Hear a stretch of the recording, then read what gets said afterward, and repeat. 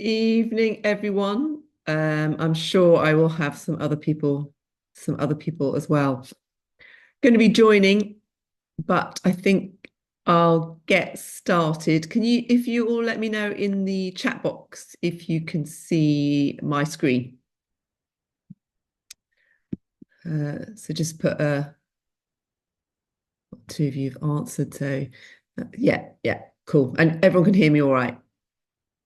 Yeah, brilliant. Okay, so I'm going to go through the presentation, which will be recorded. And at the end, I'll open up for questions. But which, if you've got a question, it'd be great if you came on audio. You don't have to have your video on if you prefer not to, just to ask your question. But if you feel really uncomfortable about that, obviously you can ask in the group chat as well as we go along. I'll be asking you a few things as we go along anyway in the group chat for you to just respond, because there are a couple of things that are quite interesting, which I'd love to hear your take on what you think, where you sit on a particular issue that we're going to be covering on this. So I'm going to I'm just going to hide these, hide your videos.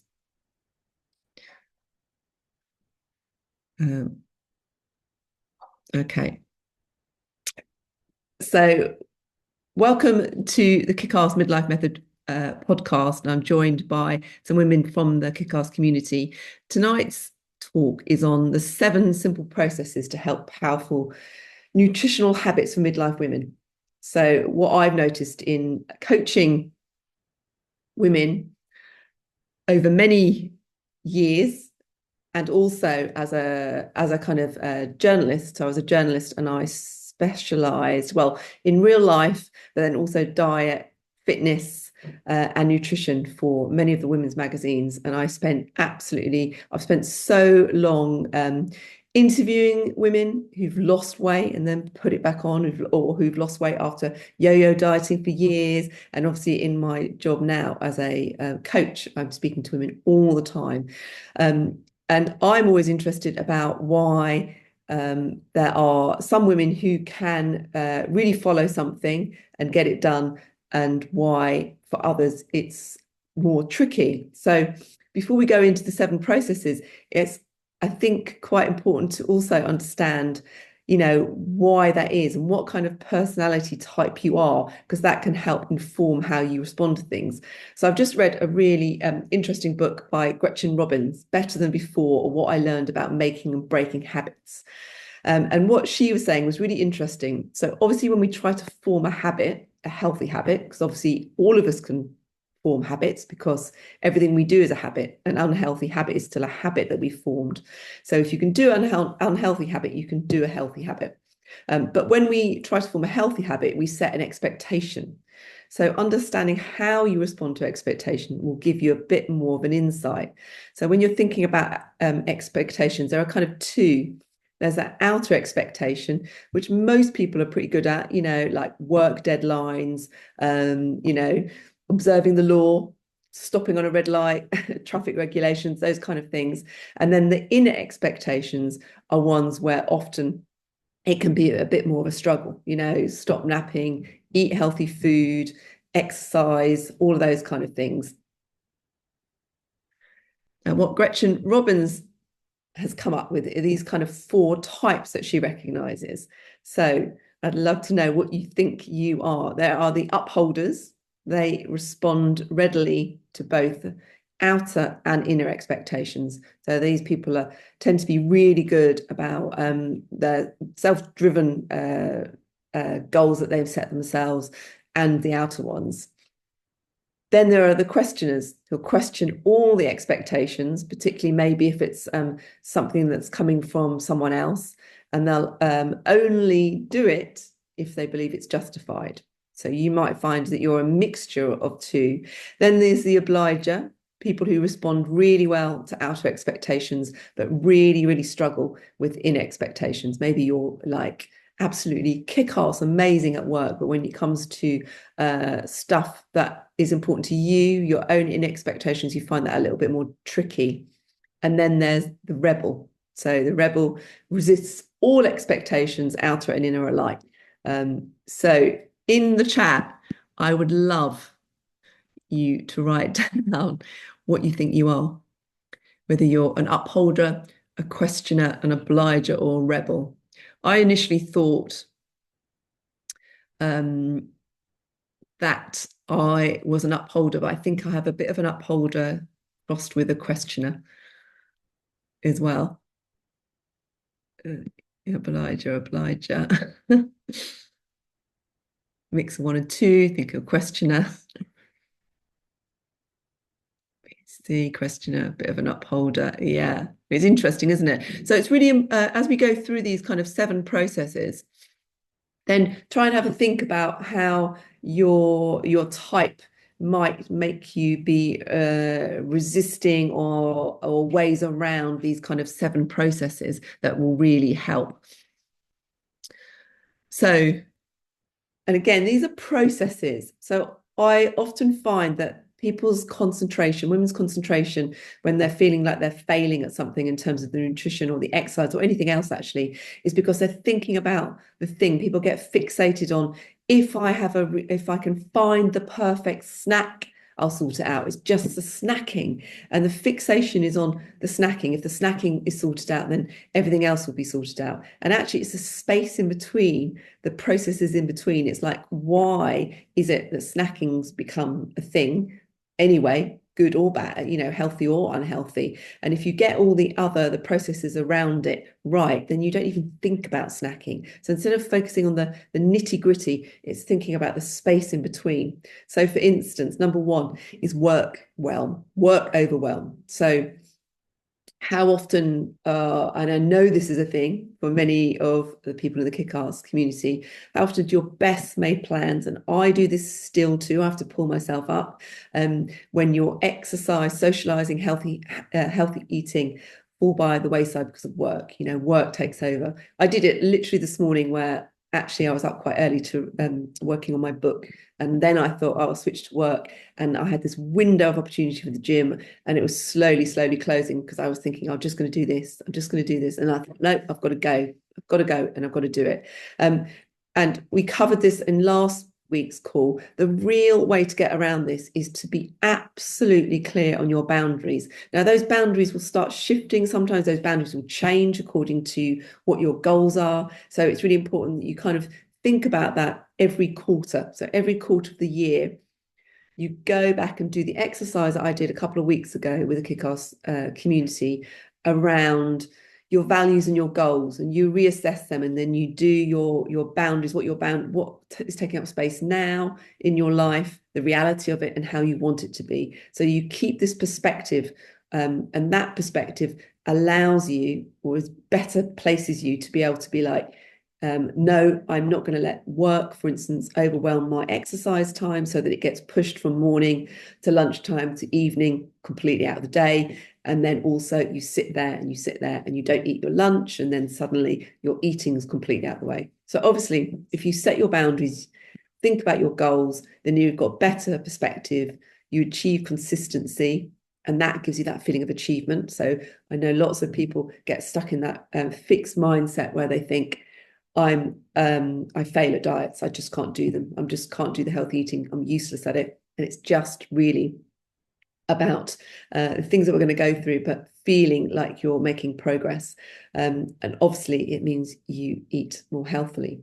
And then number 2, this is a massive thing that I recommend everybody do, is you have a week look ahead. So whether it's on your Friday, Saturday or Sunday, I tend to do mine on Saturday or Sunday. I'm sure many of you are like me. Friday, you're literally just clinging on, trying to get everything done so you can clear the slate for a weekend, and the last thing you need is another thing on a Friday. So Saturday and Sunday are really good times to look ahead at your work calendar, your social calendar as well, and plan for it. So I use Google Calendars, and I have everything in there in terms of my meetings with people, what things I've got planned, social as well.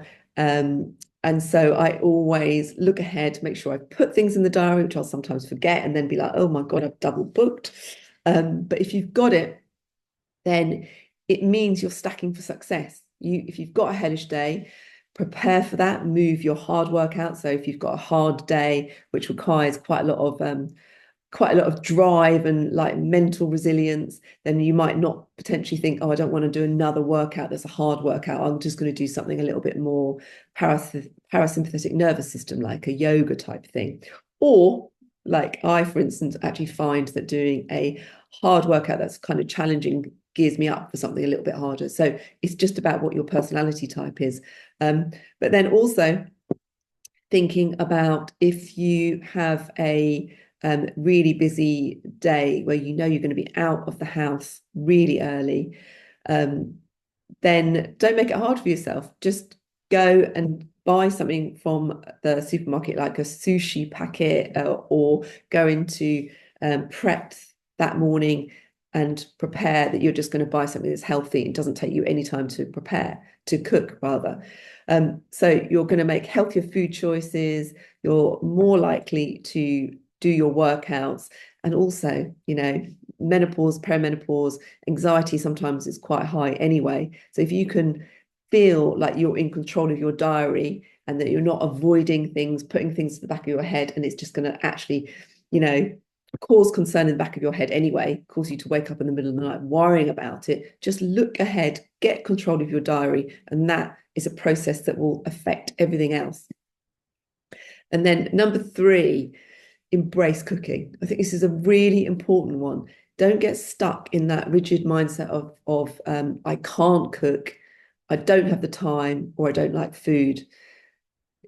I think you will never really completely have long-term, sustainable, healthy, nourishing eating until you start cooking yourself. So that gives you that understanding of what's going into your meals, gives you ownership, so you can't hide behind excuses about why you're not eating healthily. And it really is about switching from a fear of food to a love of food, and from a restrictive to a nourishing mindset. So I know many of us have been born in the 60s or 70s. So 80s, 90s was all about, the whole diet information was all about restriction, eliminating something to lose weight. And it's not about that. It's about learning what you can add to your plates that are really nourishing and delicious, and that will help you lose weight anyway, just because of that. And then, number 4. This is a process and a bit of a habit. So you will all have noticed, if you're in the Kickass community, about having 8 glasses of water, unless you've just joined, and this will be something that's coming.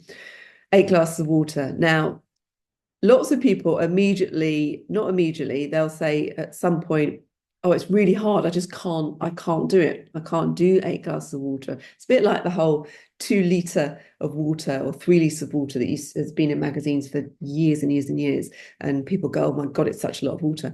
You'll notice that I have never said anywhere what size the glass needs to be. Like, you could take that as literally, I'm going to have 8 thimble-sized glasses of water. The point is, you have to have that first glass of water in the morning. It could be any size. What it's doing is setting up that tripwire process of hydrating properly. So if you have it first thing, you're more likely not to have just immediately have coffee or tea, which is a diuretic and dehydrating, and it will set up that kind of more likely to set up the idea that you'll drink the rest of the day. So start getting into that, because people who have done it have reported to me that they are now drinking loads more water and feeling much more hydrated. So obviously the benefits of drinking water are multiple. It helps your brain function and attention span. So if you're someone suffering from hormonal change at the moment, thinking, God, I've got so much brain fog, it also could be you're just not drinking enough water. So it's not all down to hormonal change.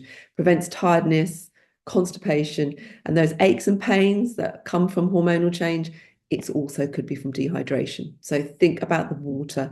And if you're drinking more water, what tends to happen with lots of women is you will reach for something to eat when actually you're thirsty. So if you're hydrated, that removes all of that. So that's just a process of drinking water.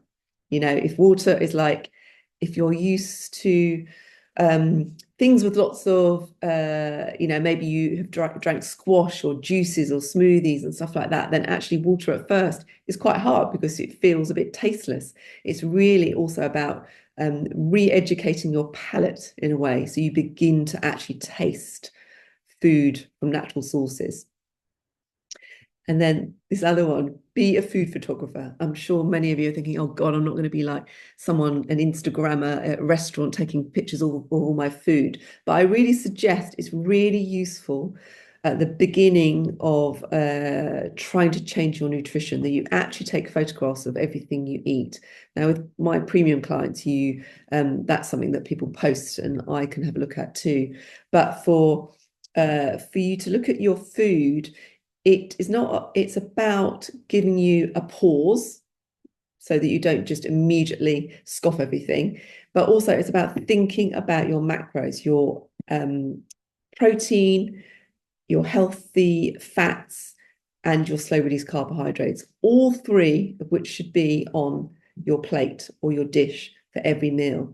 So it's just about taking that photograph, looking at the photograph, just gives you that a bit more of a pause to think, have I got that on the plate? And if you haven't, add it. It's quite easy to add a bit of something without needing to cook anything extra. So it kind of encourages conscious eating, a better understanding of needing 3 macros, because what I often see almost universally at the start of people's kind of journey in the Kickass method is too small or very little protein at all. And often it's just carbs. So you also want to be looking at the color of your plate or your dish. If your photographs are coming out and everything looks beige, that's a clear sign that you need to definitely add some greens. And then the other thing is be a mealtime rebel. So this has been really transformative for lots of people on the method. Is instead of sitting there, I get hungry at about 11:30, and I often eat my lunch then. So instead of being stuck to this time of like, I'm going to eat lunch at 1 o'clock, because that's when everyone eats lunch at 1 o'clock. That's what people do. Think about changing it. Many of us are not working in an office anymore, or not 5 days a week. So you're working from home. You can do whatever you want. And if that means that you are eating maybe a little bit earlier your lunch, instead of doing that thing where you go, oh, I'll just have a snack before lunch just to keep me going. And then suddenly your snack of like a bit of Ribena and cottage cheese ends up being like 3 bits of Ribena and cottage cheese, plus a banana, plus a snack bar. You might as well have just eaten your lunch, and then you'll have saved all of those snacks. You'll have nourished your brain. You'll be much more alert, much more focused for your work anyway. And it begins to create a better mind-body connection. A lot of the reason I think there's overeating going on is we've lost that ability to even discern when we're hungry. For instance, I always recommend that people have a protein shake between 2 and 4 p.m. And I have lots of people going, yeah, but I don't feel hungry at 2 or 4 p.m. But I do snack, I get a little bit bored. That is not boredom. It's actually your body telling you that you are hungry, but we're not recognizing the signals anymore.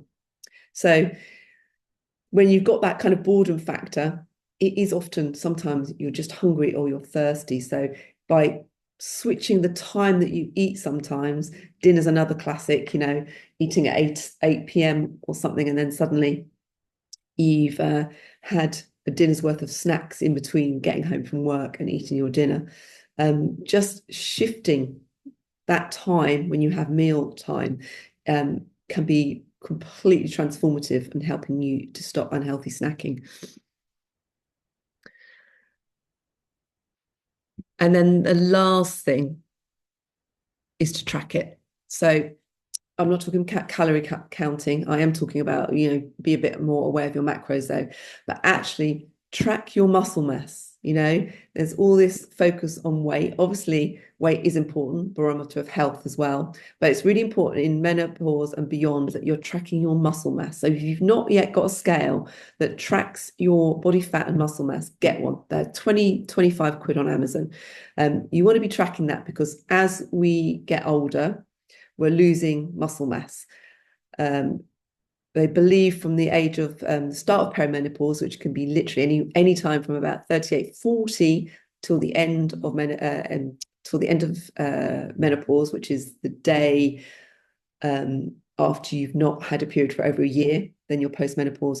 You can lose up to 10% muscle mass. Now that is really important, not just because muscles go over your joints, they pull your body, they allow you to move and lift, walk around, all of that. It's not just that. It's that also that's your kind of metabolism burning engine. So if you're losing muscle mass, then your metabolism, is slowing down. So you want to track your muscle mass. You want to track your waist and hip measurement, which is also a really good barometer of health, and do your photographs.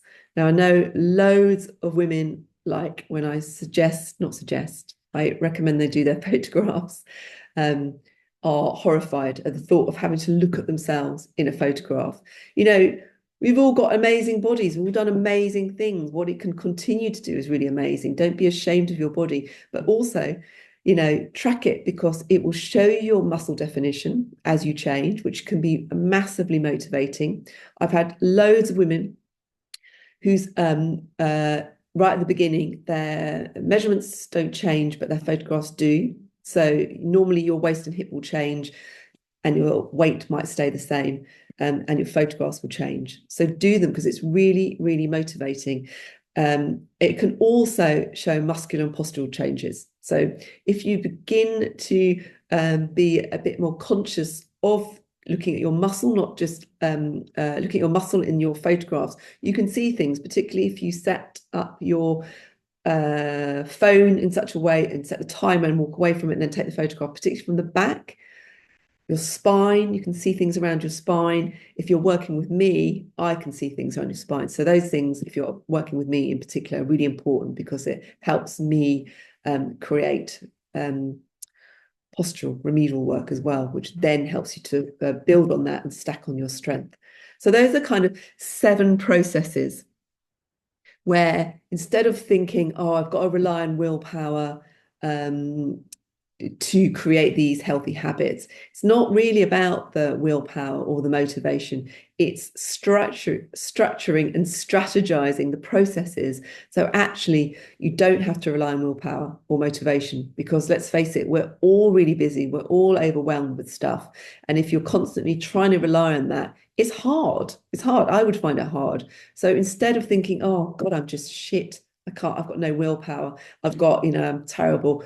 Just think about the bits, the spaces in between, the processes. So avoid overwhelm, update your goals and priorities every quarter, look ahead every week. So Saturday, Sunday, look ahead at the week that's about to come, or 2 weeks. Embrace cooking. If you don't know how to cook, start trying. Treat it like a learning experience. Start your morning with 1 cup of water. Note, I don't say what size. If you need to start small with a thimble size, start with a thimble size. Be your own food photographer. Be a meal rebel and track. So thanks for listening. I hope that was useful. It's also, as I said at the beginning, worth considering how your personality type affects those kind of processes, and being aware of that. So if any of you got any questions, let me have a look in the chat as well. I'm going to stop the share. So if anyone's got any questions, put your hand up or ask in the chat if you've got something, or just unmute and ask me the question. You don't have to put your video on if you don't want. So I'm having a look at all the answers. We've got an obliger, mix of questioner and upholder. B and C, questioner with a bit of upholder. Yeah, mix of upholder and obliger. That's interesting, Mary. Upholder and obliger. Okay. Also, Judy. Oh. So any questions? You can ask me anything also regarding your program, anything else that's occurred to you this week. It doesn't have to be about this topic. Marion. Hi, Rachael. Oh, Yeah. Oh, Oh, sorry, overlap. I was just wondering if there are different strategies to use depending on what type of sort of person you are, questioner, obliger, upholder. Like, are there specific strategies that work better with different people? no, there's not specific strategy. Somebody who's a rebel, for instance, might for their water challenge might be like, oh, I'm going to buy just an amazing bottle or something that will fill all my water or something like that. What did you think you were? A Questioner, I think. questioner. Yeah. Mm, So I think for you as a questioner, I'm a questioner as well. I always want to understand the reasoning behind something before I fully trust it. yes, So definitely. I think That aligns. I think for you, it's good that you come to the calls. That's the perfect reason to come to the calls, so you understand the kind of reason behind stuff, and then it's easier to embrace it, I think. Mm, thanks. Anyone else? Who was that who was going to come on and say something? it's Dawn. Can you hear Yes, me at the go on, moment? go on. Yeah, I just wanted to check when you was saying about moving your meal times. Yeah. When you say forming habits, I've always been led to believe that, especially dinner, that if you don't eat it by a certain time, it's not good for you to have food on an evening after, say, 8 o'clock. Is that true? It's it is, because obviously you're not gonna it'll obviously affect your sleep if you're eating quite late, and you're not obviously going to be able to burn that much off if you're going to rest. But that also depends on what you're eating. If your food is well balanced and there's quite a lot of you've got your protein and your slow release carbohydrates right, and your healthy fats right, then it's not it's not the end of the world, because obviously you are in a fasted state as you sleep. So when you wake up, all this kind of fasting thing you hear, you actually have fasted all the way through the night. So it's not too bad. What is not great is if you have a fast release carbohydrate meal, not much protein, because eating protein with your carbohydrates, protein slows down the release of the other things that you're eating. So if you are having fast release carbohydrates, pasta, for instance, late at night, then yes, that's not great. Okay. Yeah. Okay.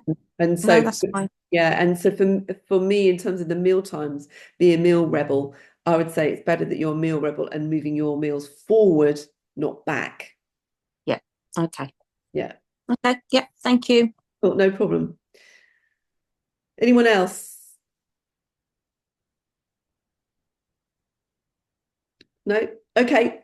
Great. Well, thanks for joining me. I hope that was useful. As with all these talks and all the stuff in the Kickass Midlife Method community, what often happens is you'll be like, yeah, I know that, and then the penny drops, and then it will drop again another time, so stick with it, because these things kind of